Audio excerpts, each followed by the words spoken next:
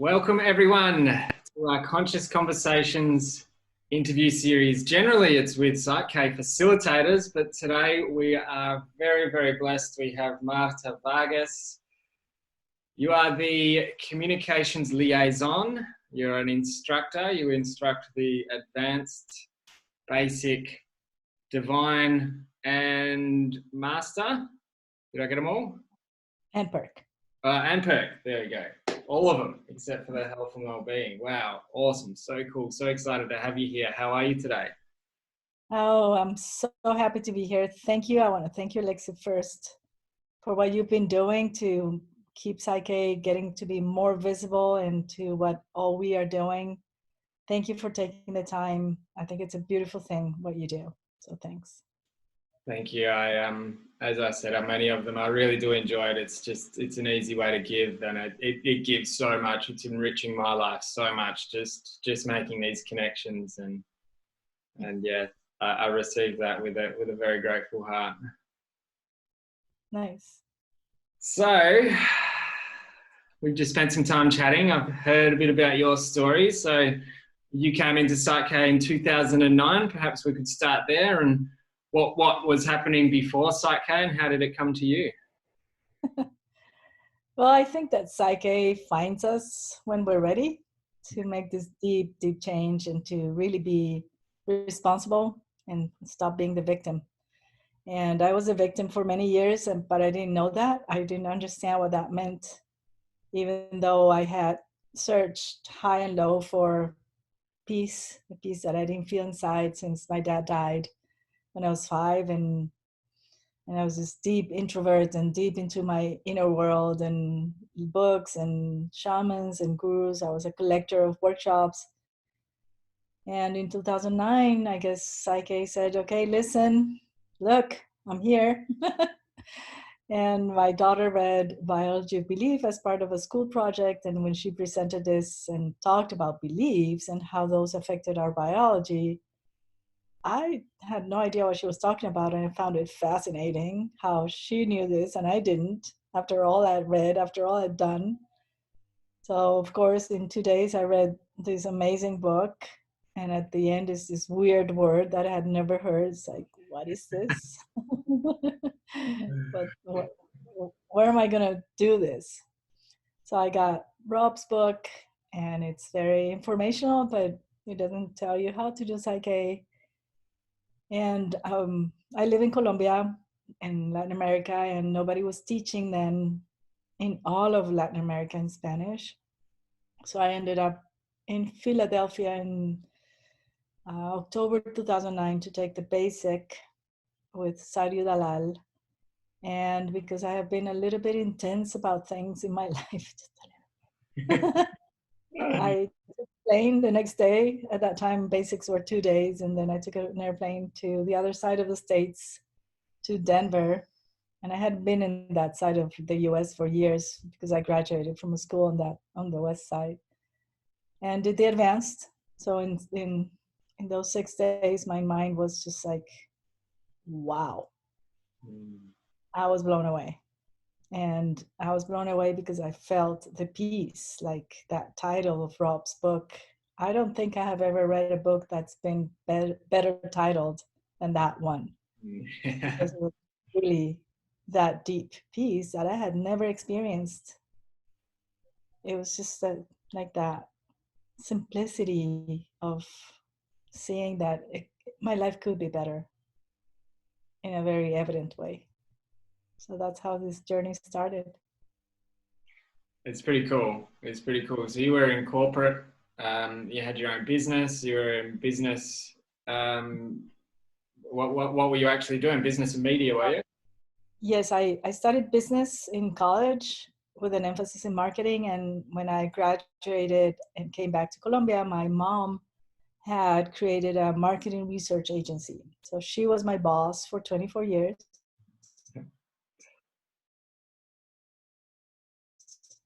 Normal way, like everybody would do, where you run around and you stress about everything and you're worried and you make things difficult because that's the program. and you kind of go and tick the boxes that you have to go to do that and get more money and get a bigger house and a bigger car and get married and have kids. Not that that's wrong, but it's just like it's like some kind of protocol that we're given, and if we're not doing that, then you're not showing the world that you're successful. So I was doing all that. I was very sick all the time. My stomach didn't work well. I had headaches. My back hurt, and I had no time for living. But that's normal life. So I did that for 24 years, very successfully, and very unsatisfied and unhappy,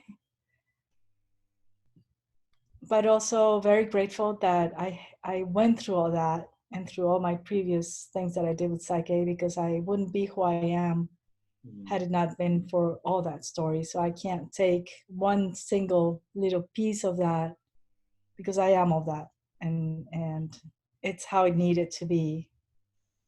And now I understand that. So yeah, that's what I was doing. I was the director of my family's business, uh, traveling a lot, and very, very busy, because on top of that, I also had a well-being center at the moment, because my slogan was, why make it easy when you can make it difficult?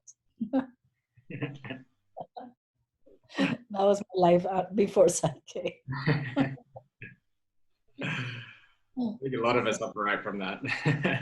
Yeah, it's a program. So very, very strong collective program. Life is hard. Yeah. And I like what you mentioned earlier, how many of us are, and I know I probably was before as well, and you were before Psych-K, how just addicted to worrying, and how much that plays out, and how much that drains our energy for something that's so futile. Plus, it's a huge subconscious need, what we call in the Psych-K world the secondary gain.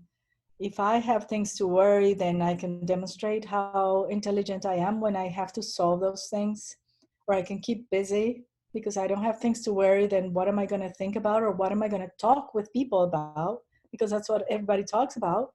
So if I don't have worries, then I can't connect with my environment. So I need to keep creating that. Wow. It's huge. Wow. That's and so a way also of maintaining my self-esteem, because if I solve all those things, then I would get my little pat in the back. Oh, you're so good solving things. So we keep creating them. wow. So subtle, so simple, and so powerful. That's cool. Exactly. I And never I think thought the of it like key that. word, it's so subtle, because everybody does it. So Yeah. you can't see it. It's so subconscious that you can't see it. And that's why secondary gains are so interesting. Yeah. I've never thought about getting a secondary gain out of worrying. And then my mum used to, hi mum, I'm sure she'll be watching this. I love you. But she used to say to me, it's a mother's job to worry. And I'm like, Mum, worrying doesn't help. Like, it's not your job. The other thing is that we were taught as mothers and parents, worrying is equal to love. Yeah. If you're not worrying, like she said, then you're not doing your job correctly. Mm. And we are a culture that we inherit that fear. And then we communicate it to the next generation and to the next generation. And with social media, and I think this situation right now, it's a huge example of this. We're just communicating fear over and over again. Mm. We're keeping the program. Reinforcing Yeah, that's what Matrix is, such an interesting documentary. it. Yes. Not a movie. Watch it many times. Still learn something new every time. New level. Right? Yeah. Yeah.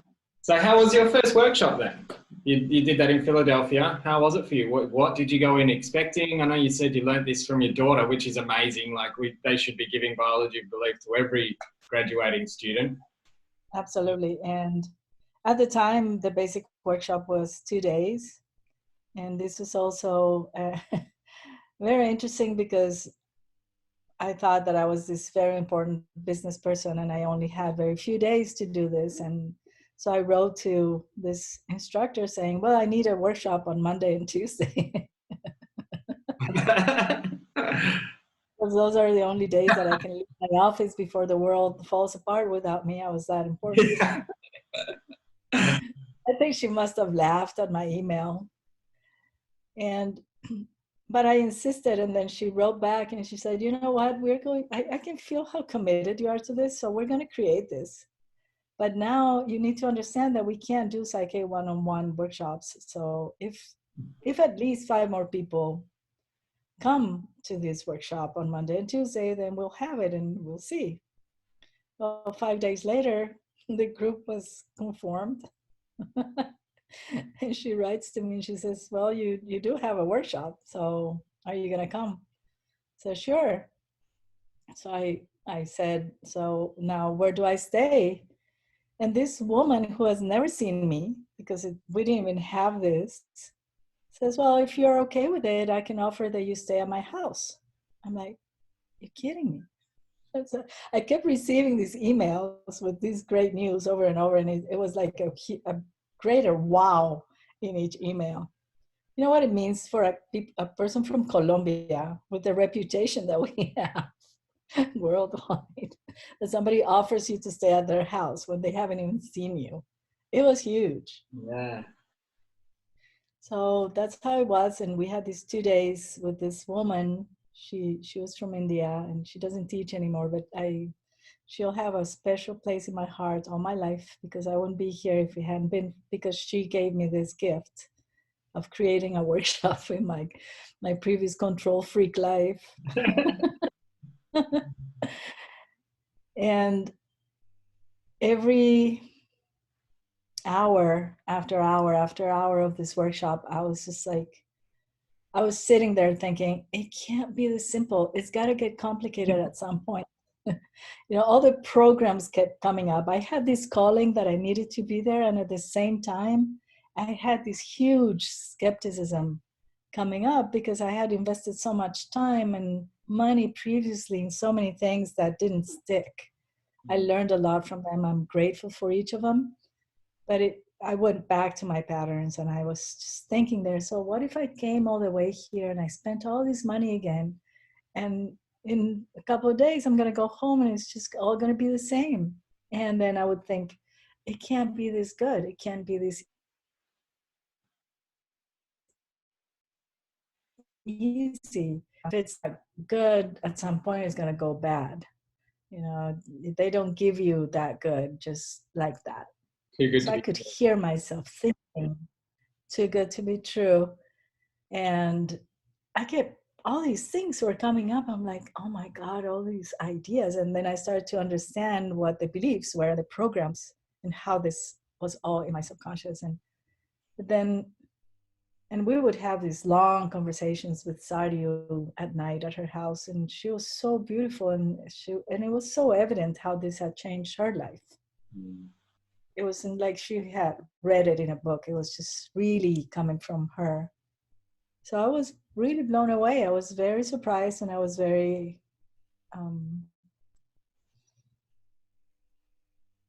it was just priceless what I was feeling, that I couldn't put it into words, because I had this sensation of deep well-being that I couldn't understand because I had never experienced it before, even if I had been very blessed all my life with a very good life.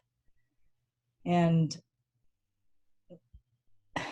so doing those first 11 statements that we do at the basic, that seems so simple and like, yeah, so what if if I can get to learn new things easy, or if it's fun and easy for me to change, so what? It's what? It's so superficial. And then you start to understand that it's not superficial, that it's deep and huge, and how many of those self-limiting things I had in my subconscious that I didn't even know. And you start to get a little glimpse of what PSYCH-K means. So that's how that went. Can you elaborate a little bit on what that glimpse is for you? Well, at the time, I think I was there probably thinking that this was another self-help tool that I was going to put in my collection of workshops. I could not imagine that this was actually going to be a huge self-realization journey into discovering that being spiritual, because that was a word that I was in conflict with for a long time. It has been so misused and misplaced. So the spirituality side of things to me had this kind of bad taste, even if that's how I would have defined my life, but I didn't like the word. But to me now, to be spiritual is actually to honor my human experience. And that's where I see spirituality is I see it in my senses, in my experience of a new place I'm visiting or the people I'm meeting, and the ability to touch and to see and to smell and to enjoy life. So I could not have imagined that that's where PSYCH-K was going to take me, into this very deep experience of what spirituality means to me now, and to connect with the divine in a way that is so essential and so intimate that that's how I experience life now.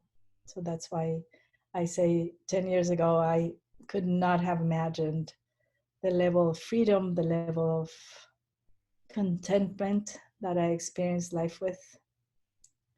It was impossible even to dream that this could be a way of living. What a gift. What a gift. It is a huge gift. Yeah. So had you been doing lots of, before PSYCH-K, were you already sort of into personal development and doing other workshops and courses and stuff? So you'd already had a bit of conscious wisdom about growing and, I don't know if self-realization would be the right word, but about personal development? Oh yeah, I had done a whole lot of things. The list was long, the list of books that I had read. I traveled to many places looking for this peace that was so elusive, the elusive journey of looking for peace outside. That's the difference when you find it inside. Because at so many of these places or workshops, beautiful people, beautiful shamans or gurus or teachers or facilitators or practitioners of whatever, you know, from the mainstream things like psychology or transpersonal psychology to family constellations or I don't know, whatever kinds of things I did, um, shamanic rituals. Yes, they do speak that happiness is inside of you, but then the congruence is not there because it's supposed to come from them, from what they're going to tell you to do, from their program, from their beliefs, from their belief system. And if this is happening, then it's because of this and this and this, and they have the answers. So you keep depending on that guru or that shaman or that expert, and you still need to go back to that for the next answer. And when I came to the basic and I heard this concept of the Isumatak being this guardian of the sacred space where the wisdom is revealed, taken from the beautiful Inuit in the north of Canada, and the idea that it's my inner wisdom that's going to guide the whole process for myself or the partner when I'm doing psyche with somebody else. That was a huge discovery. That was a huge shift within, because that's when you start to understand that the power is in here and not in that instructor. And that's one of the things I love about teaching psyche is that I am probably the one that gets the most out of that workshop, because we're not there in any kind of hierarchical structure where I know more. I just know how to deliver the information. That's what I've been certified to do in the most pristine way. But I get so much from the questions, from the journey of each person, from looking at each person's eyes and looking into my soul through their soul. That's priceless. And I love the structure of the workshops in how it is like that, just the sharing, the asking the questions, the anecdotal evidence, because so much wisdom is revealed when everybody's voice is heard and nurtured.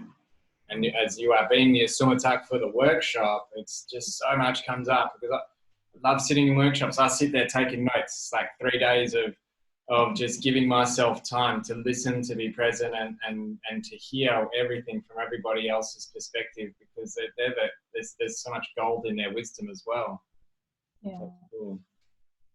Yeah, this idea of just being human beings and walking this earth in the idea of how do I get to be a little bit better every day through the human experience, this connection of being apparent strangers on Friday morning and being family by Sunday. It's just, to me, finally, that's what PSYCH-K does, is it's reconnecting humanity at this level where we're all the same, where there's no better or worse or good or bad. And I so admire this the first time I went to an instructors conference, and at the time these were held in Creston, where Rob used to live. And when we talked and everybody shared their story, and then we were doing balances for some of the things that were being shared, the first person that I saw get up to put his arm out and balance was Rob. And I thought that was so beautiful, because he's been doing this for 30 years, and he was the first one saying and showing us that he's still willing to be better at being human. And that melted my heart, because in so many other things, you know, the shaman, the guru, you don't touch them, you don't get near them, because you may, you know, do something to the aura, or I don't know, and everything's so serious and transcendental. And I bought into all that, and it's a huge set of beliefs that is very limiting in this new age world, that I let go of through doing the psychic process and understanding that this is a process of being humble. And that's a huge gift from PSYCH-K. That's so beautiful to hear. And what true leadership. Thank you, Rob. What an amazing man. I really look forward to meeting you, Mr. Williams. But to hear that, because I know for me, certainly, I'm not going to, what's the right word? I kind of still hold, especially people like yourself, Rosie, Duccia, you know, kind of, it's an aspiration, but it's kind of still a level of, you guys, in my own mind, there's still this thing of you guys are above me and I'm down here, or you're up there, whatever it is. So to hear that, it's just, that's wonderful. The least that we want. Sorry? That is the least that we want. I heard Rob said something that really, I mean, to listen to Rob is just, there's so much beauty in what he says, because it comes from a very beautiful place in his heart. He says, we don't want you to go out there and have people telling you how good of an instructor you are. Then you didn't do your job. What you want to hear at the end of a workshop is people saying, I'm happy I am able to do PSYCH-K and I know how to do this. Then we know that we've done our job. It's a completely different place, because that's being the Sumatak. It is. So now we're not above you. No, I don't mean that it's that. It's just like I aspire. You guys are further down that it's like you're following in your lead. But it's still an element of levels coming into that, and I can identify that. Yeah, I think that the beauty of what you're doing, and that you've been doing this with facilitators, is that if we all can share our journey, people are going to relate to that journey in different ways. Because it's just that, it's a human journey. Just as human, it's yours, as it's Rob's, as it's mine, or Ducho's, or anybody. Anybody who comes to the basic already has a journey, and they're an expert in that journey in their own very particular way. I like that. I like that. Human journey. Yeah. Do you have a preference of workshop that you enjoy being involved in, or are they all the same for you? No, they're not the same. They're actually, each workshop is very, very different. At the basic, it's this series of serendipities when people come and they find more than they were actually thinking they were going to find. So to see that is just like so much fun. Then at the advanced, it's completely different because people have let go of the fear of, oh, is this going to work? Am I wasting my money? This is just going to be something like the rest. Most people who come to the advanced already have had very, very notorious experiences, very significant changes, and they're there to go deeper into their process. So it's a different way of sharing Psych-K. Also because it requires to be very present in these huge packages of goals that we are transforming in each balance. So that's different. And then master facilitation, I have to confess that the first time I taught it in August 2017, after 3 days, I was exhausted. And I couldn't understand why I was so tired. I had to come home and stay in bed in my bedroom for a week, recovering from all this. And then I realized that because we're demonstrating in front of a group of experts already, people who come to the master facilitation have been facilitating, they've had their experiences, they know how to do this, and they're there to be better. So my subconscious was so threatened in that first workshop, demonstrating an in-person session, a video session, and a phone session to this group of people who have actually become also my friends. And all that was coming up was the limitations that we were taught in school of being judged in front of people. When you're teaching the basic or you're teaching the advanced, you're still that expert that you were saying. But at the master facilitation, it's even more at the equal level. So it took me some balancing to solve all that came up in the first MFW that we did here in my hometown. And it was a huge gift, huge. Because it may be a better instructor, it may be a better facilitator, it may be a better human being, of course. And I have so much fun now teaching that workshop. The level of depth that we go into in their personal work that we all do together, it keeps getting better. And then obviously the Divine Integration Retreat, it's such a joy. Because then we're not teaching, we're actually facilitating what you guys already know how to do.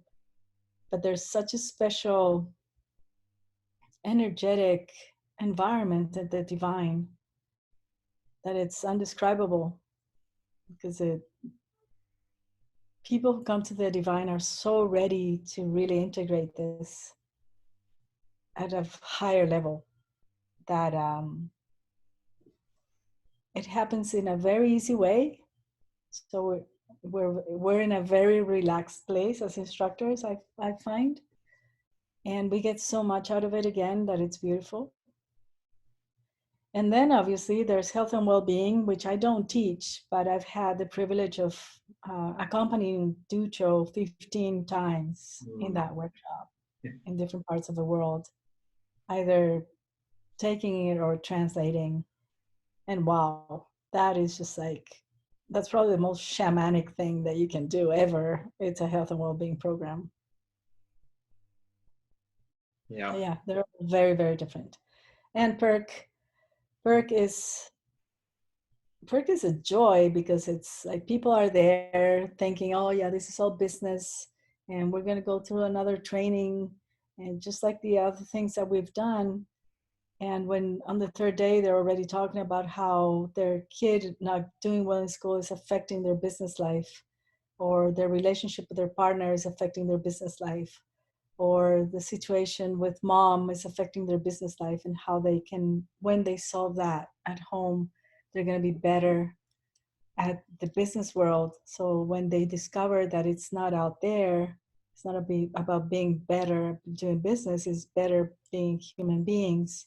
Then everything else is better. That's priceless. Mm, it is priceless. So yeah, they're all different. So they're all awesome is basically what you're saying.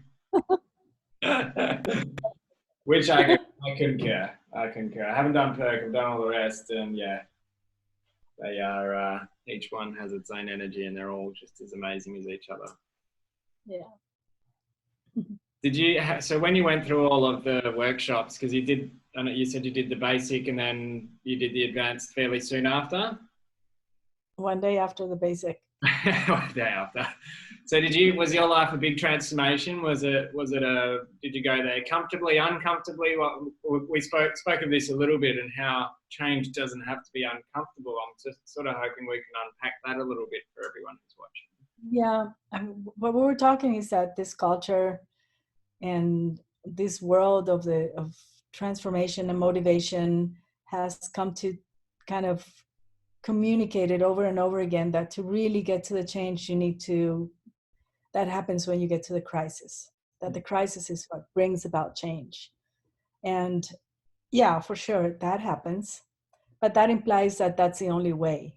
It's through crisis that we learn. The beautiful thing that I've learned in PSYCH-K is that no, there's a lot of change that happens in a very sweet and compassionate way. When I discovered that the first compassion I needed to have was with myself, and that I had learned also from homeopathy that you need the healing crisis and this purge kind of thing, so that you can see that the change is happening. And I saw that. And I saw that in my first sessions that I was doing with myself and with others, because that was my program. And I was talking with Robin once about this, and she asked me, but why? Why do you have to create this crisis in the psychic world when you know that it's safe and appropriate? And I just sat there with my eyes like this big. It's like, wow, I'm creating this from a program. How crazy that we need to bring crisis for the change to be evident, or for the change to know that there's the need of change, or that we need to learn through pain and through difficulties. It's all tied together. And in PSYCH-K, there's so much that happens in a soft way, in an easygoing way. And yes, sometimes we're going to be moved in ways that we don't expect. And people sometimes are surprised that even though we have these protocols that tells us that what we're doing is safe and appropriate, well, sometimes change comes in ways that you don't like. But it's always going to be what you need. And that might make us uncomfortable, because we're moving from these little comfort zones that we have been so used to be in. And maybe that path, that apparent chaos that comes from that change, it's going to make us uncomfortable. So one of the things that I changed with PSYCH-K in my subconscious was I'm comfortable with being uncomfortable. And I'm comfortable with uncertainty, and I'm comfortable with I'm comfortable with anything that happens in my life. And when people ask me, so you're always happy? I say, well, I have this state, this like basic sensation of contentment in my life. That doesn't mean that I don't get angry. That doesn't mean that I don't get frustrated. That doesn't mean that I don't get upset or confused, or that sometimes I just don't want to get out of here and talk to anybody. But I have this tool that first helps me understand what the message is behind this. Why am I creating this in my life? Why is this here? What for? What I've attracted this? How am I going to change or expand through this experience? And when you see that, then you move from this victim kind of mode that we've been so programmed to be, to the grateful and the love for anybody and anything that you've brought into your life. So everything becomes a blessing, everything. And that is a huge everything. The person that left me at some point in my life, partner, or some person, a guy that raped me when I was 11, or the thief, or every single situation becomes an angel and a blessing and something to be grateful for. That's huge. It's a huge different a shift in perspective. Just touching on that, do you think, I don't really want to go into the whole situation in the world because it's not what this is about, but can you share your perspective on the situation in the world and what those blessings might be for you, what you're seeing in the gifts that you're seeing? In this current moment, first, I think the first blessing is this invitation to stop.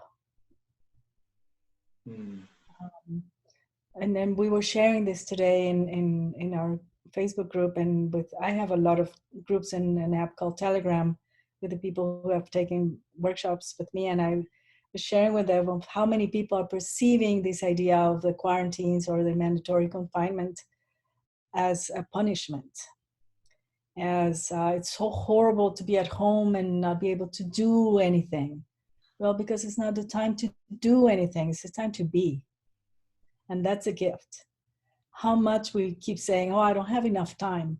And we rush through life. I don't want to go to work. I don't want to go to work. Well, here you have it. You don't have to. I don't want to be at home now. Right. So it's like we're never happy being. And so I think that is a huge gift. The idea of, so let's just sit with ourselves and see how we are going to take this journey inside and stop looking for things outside. I love this. Some of the messages are really fabulous of this idea of what is it that you really need to get through life with. And this girl was saying that she had opened her refrigerator and found that what was there already without going to the supermarket was enough for the next 2 weeks. But we don't see it because we want more. And that's not gone. And we go out and we buy more stuff. And we buy more clothes, or we, this whole craziness with the toilet paper, which I still don't understand. Yeah, I just think it's a moment of reflection, of understanding that this is an invitation for the whole humanity to, in this apparent isolation, understand that we are all connected. And this is an invitation to take that responsibility of how each act has this ripple effect in all the world, the whole world. So this idea of this being exponentially growing, how do I bring that into my life? What's exponentially growing that's toxic in my life? And what do I need to stop that exponential growth and turn it into love, and turn it into compassion, and turn it into responsibility, and understand that we are one cell of a huge macroorganism and we are not disconnected. So that, to me, it's a gift of this. It's a gift of beautiful time with myself, with my kids here that I usually don't have either. So I've also had time to see my day-to-day in a different way. That I don't have to go anywhere, so I can use my time as I wish, which I thought I was doing already. And this past week, I've discovered that I can do that even better. Because we become so slaves of so many things and we don't notice. So many things of this running around. Oh, I have to do this, I have to do that. Well, how about if I want to do this? What is it that I really want to do? And that in this time, I've had time to do things that I had postponed, but I've also had time to do exercise at my own rhythm, take an hour or 2 hours if I want to. I've discovered that I can cook. I've been very spoiled because in Colombia I still have somebody who comes and cooks every day, but she's at her house. So I get to cook every day for my kids and myself. And that's been fun. And then I can do that in a very fun and easy way, at the PSYCH-K way. So I've had a lot of fun staying at home. A lot of fun. I was very angry last week, yes. I understood why I was angry too. So I think if we can all keep looking at the conditioning of why is it that we feel confined, it's just a program. It's just because we don't like it, that it's coming from outside and we didn't choose this. Well, we did. We created this and we need to be responsible for our creation. It's such a breath of fresh air listening to this. I know on Sunday I'd watched a documentary that was fairly doom and gloom about potential outcomes and what's going on, sort of thing. And then I put you and Duccio on immediately after that, and my soul just breathed. I was getting a bit stressed out watching all that other stuff, so I had to balance for that when I got home. But then I put you guys on, and it was just like, oh, yes, there it is. There it is. There's that piece I've been looking for again. It's nice. Yeah, I think we talked about this earlier, is we can't solve things from the same level that they were created. Yes, we created this. The virus is not outside. The virus didn't come because somebody planted it or whatever conspirational theories we can go into. We've been incubating this for decades and we didn't listen. And it had to get this bad because it's like every messenger in our lives. You know, the messenger comes the first time and knocks really soft on the door. Say, hey, I have a message for you, but you're so busy with life that you don't listen. So, but the messenger has a mission and it can't go away without delivering the message. So it comes and throws little stones on your window and you don't listen because you're so busy. And it says, well, I need to break the window. So it takes a bigger rock and breaks the window. And you say, oh, maybe something. No, but I'm busy. So maybe it needs to burn the house. And it sounds hard. But if we look back at our own lives, how many times that has happened? You know, life gave us a little sign and then another one and then another one, and we didn't pay attention. And then we have a condition or a situation, and then we say, oh, okay, now I'm going to stop and I'm going to pay attention. That's where we are now. We don't pay attention. So now the whole world is concentrated in this one thing for probably the first time in history. Because I don't think even world wars created something like this. This level of consciousness, of awareness, of amazement. 1 week that the world stopped and everything is in nature is just like saying, oh, thank you. It's so beautiful. Yeah. And it's all replenishing, it's rebuilding. Yep. And how many opportunities do we get to save the world by sitting at home?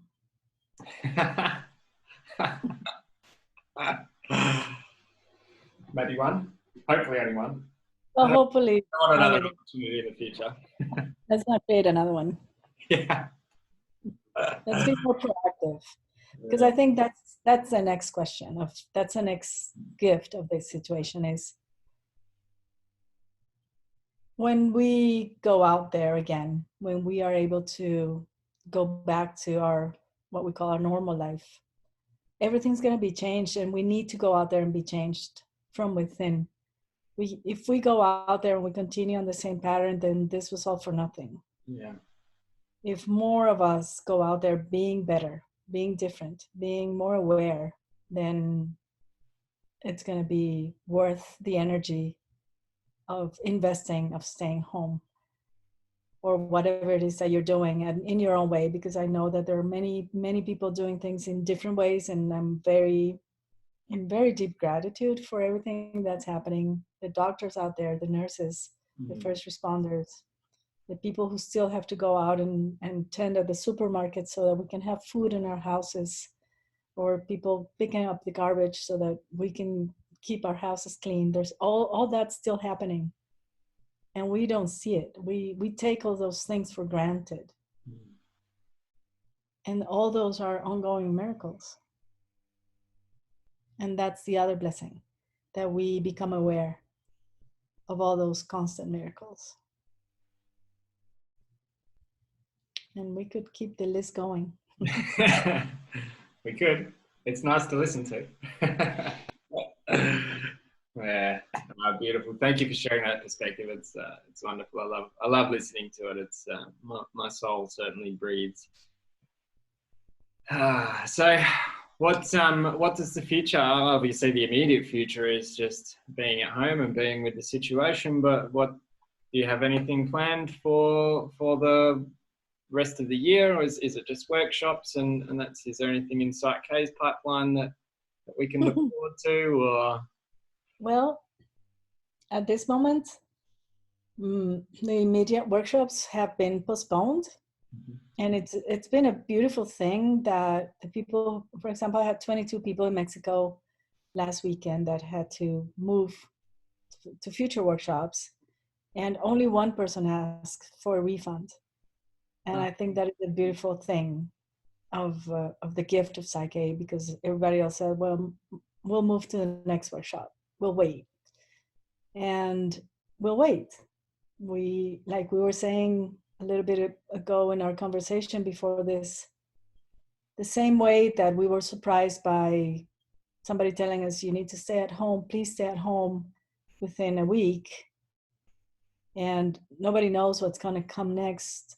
It just may very well be that in a week, this all blows away and nothing happens. And we start to redo life in a different way. I think this is an invitation for all of us in the psychic world and in the whole world as to how do we want to do life from here on? How are we going to plan for workshops? How are we going to reduce the impact of our traveling and make more intelligent choices? So again, I'm just curious as to what's going to come next. I feel very supported by life since I do PSYCH-K, even in the moments where I had doubts at the beginning, a lot of doubts when I started teaching, because this was so different from my business life. And when I start to see people come to the workshops, I'm surprised every single time. Wow, here they are. Workshops don't happen if people don't show up. It's just like that. It's an ongoing miracle again. What's going to come from this? I just have this very deep feeling that something very big is going to come from this. And I keep having in my mind, I had the privilege a year and a half ago of seeing Bruce in Mexico with Greg Braden and Joe Dispenza. And I had never really listened to the other two guys, but Greg Braden showed a very old video that he has. It's very funny because it must have been like in the 80s. And he had this huge hair like this. And he was sharing this experiment that they did about what chaos means. And they took this molecule of water. When water is in a harmonious state, it creates kind of like a geometric perfect configuration. So what they did is they raised the frequency of vibration of that molecule to a place of chaos. And the molecule destroys because the frequency is so high that it can't sustain its state anymore. So it destroys. But then it gets used to that, let's say. He obviously explains it better than this. But when it reaches the next state of harmony, it's even more beautiful than the one before. And then they repeat that, and it destroys again. So in that period of apparent chaos, something very beautiful is being created for the next level of harmony. And we just need to look back, not only at our own life, just look back at human history. And this has happened so many times. Plague of the 1800s. So many people died, but so many lessons learned. And we were better and we're more resilient. And I'm sure that also things are happening in our DNA to change from this situation. And the frequency of the earth is changing, and our frequencies are changing. So I really can't say. I just have this sense of one of my favorite words is serendipity. So I think we are in for a very huge one. I share that feeling with you that I mentioned before. I have an excited bubbling deep within my being, and I'm excited about what's going to happen. The cleansing of the human psyche, bringing up all these fears and doubts and worries for release. It's wonderful. Beautiful. Well, thank you so much for joining us, Marta, sharing your wisdom, your peace, your tranquility. I love the image behind you. You look like you're just sitting in nature, just having a chat with us. Right? Not forest. Yeah, so good. Thank you so much. It's been a real joy, a pleasure to chat with you and spend, I think time stood still for over an hour now. How good. Yeah. Isn't it beautiful that we get to do this? You being on the other side of the world, and it's just like here, right here. Yeah, it's wonderful. So much gratitude and love to you, Marta. Thank you very much. Likewise, darling. Lovely. Thank you to everybody who's tuning in and continues to watch and support us in the interview series. I'm very grateful for everyone and very grateful for all the connections that I'm making. But for today, Marta, thank you so much. I'll see you soon. Bye, everyone. See you guys all on the next episode.